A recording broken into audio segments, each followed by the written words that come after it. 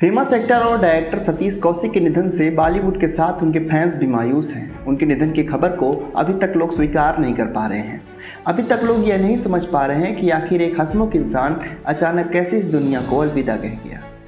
सभी ये जानना चाहते हैं कि होली की पार्टी के लिए जिस फार्म हाउस में सतीश कौशिक रुके थे, वहाँ आखिर हुआ क्या था।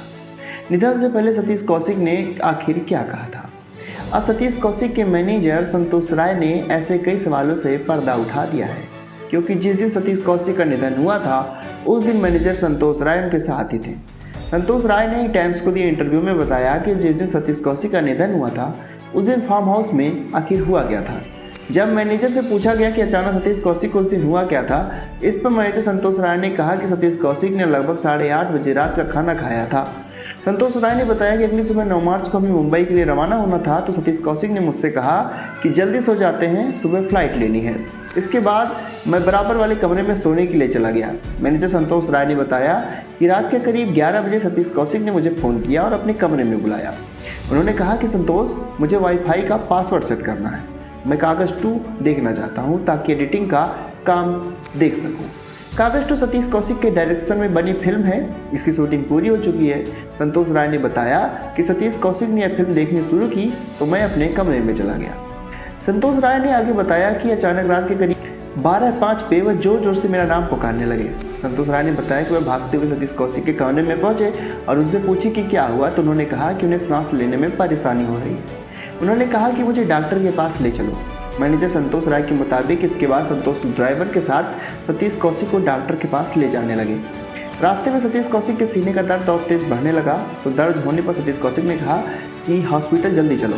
इस दौरान सतीश कौशिक ने यह भी कहा कि मैं मरना नहीं चाहता, मुझे बचा लो। इस दौरान सतीश कौशिक अपने मैनेजर से उनकी पत्नी शशि और बेटी वंशिका का ख्याल रखने के लिए भी कहा। मैनेजर संतोष ने बताया कि कार में उनसे सतीश कौशिक ने कहा कि मुझे वंशिका के लिए जीना है, मुझे लगता है कि मैं नहीं बचूंगा, शशि और वंशिका का ध्यान रखना।